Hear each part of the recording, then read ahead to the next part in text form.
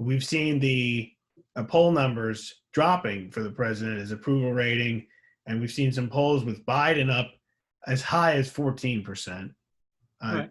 Do you think that the president needs to change strategy at this point in some way going forward? Needs to shift anything around? What would be your advice to kind of give him a jump start in the campaign and kind of restart the campaign?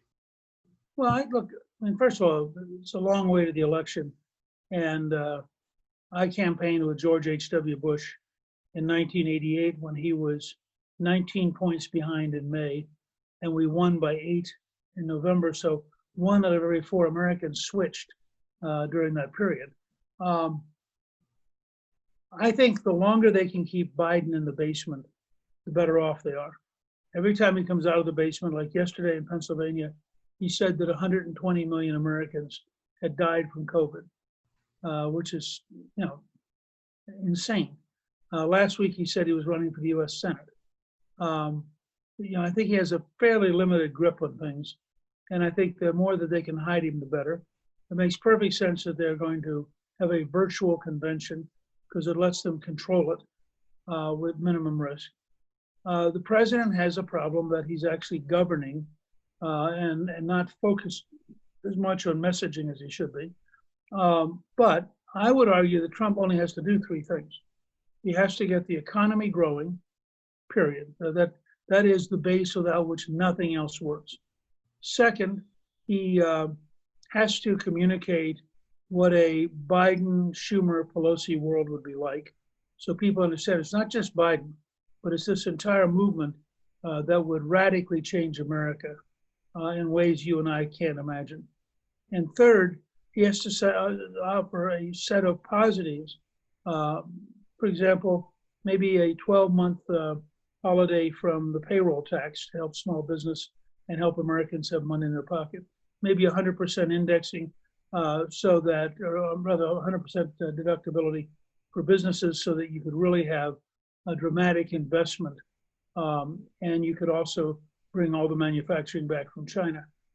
Maybe an infrastructure program big enough that our transportation system would be as modern and as efficient as the Chinese.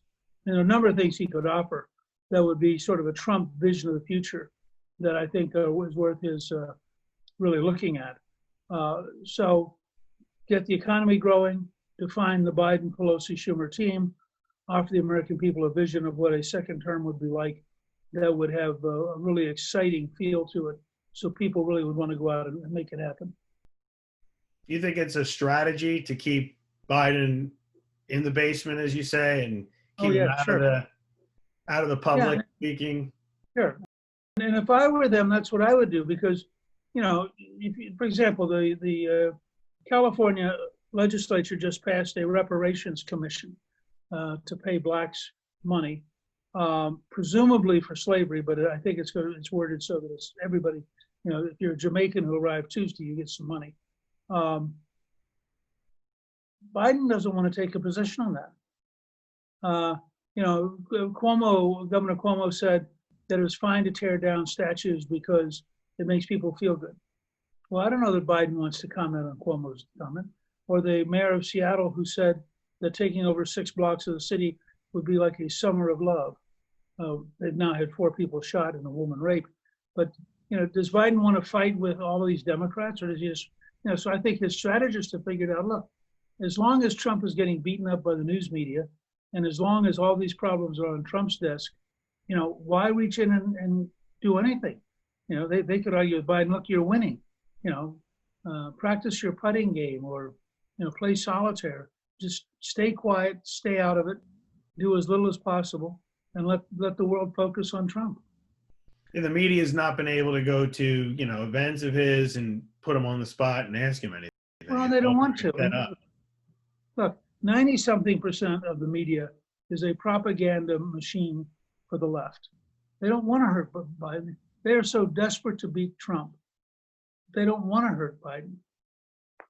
So I think their goal would be to say, attaboy, just hang out there and we'll write puff pieces about you.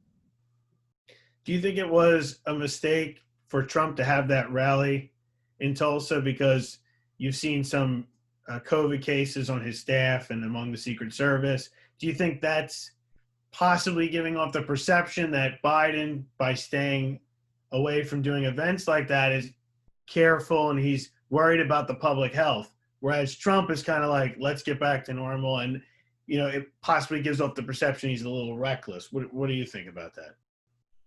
I think what you said is pretty well said, frankly. I think that the challenge for the president is he believes his reelection, and it depends in part on people having a sense of normalcy. So he wants to have baseball come back. He wants to have football in September. And I think he's pushing the margins on the grounds that it may cost him right now, but that it won't cost him in the long run. And I think that it's a real gamble. And I think you put your finger exactly on the challenge for him, because for some people, they prefer safety to risk taking. And it's very clear that Trump is a risk taker. And it's very clear that between the virus and the economy and the Chinese, et cetera, we got a lot of risk out there right now.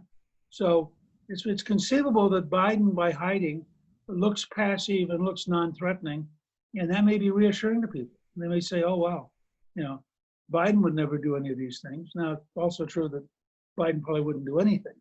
And Biden would have been a disaster in the first couple of months of the epidemic, because it was Trump's entrepreneurial skill that convinced the American business community to retool and to produce so many masks and so many ventilators that we're now supplying the whole world. Because that took a Trump kind of president. So you think it's a risk for Trump, right? If he Yes, pushing... I think that pushing as hard as he is a risk. On the other hand, I know why he's doing it. And I think he thinks that it's a necessary risk. And the truth is, if you watch him, he is a risk taker. I mean, if we think what will help America for the next 4 years is a passive president while people tear down statues and loot stores and create autonomous zones, Biden will be terrific. But if you think we need somebody very strong because we're in danger from the Chinese, we're in danger from the virus, we have to get the economy growing again, and we have a radical element in America trying to tear down the country, then you need somebody like Trump, even if sometimes he's off-putting. And I think part of the people who elected him did so even though they thought his style was not very good, but because they thought his toughness and his courage were necessary if we were going to turn the country around.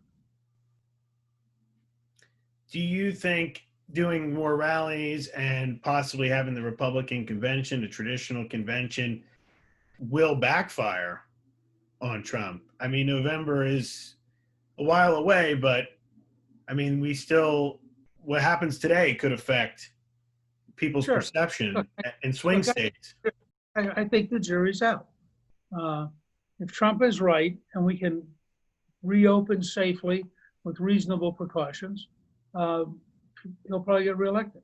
If Trump is wrong, and as a result, states have to shut down again and the economy goes back in the tank, then he probably won't get reelected, no matter what the consequences. Because at that point, people will say, well, that didn't work. So there's a lot riding on getting the next couple of months to work.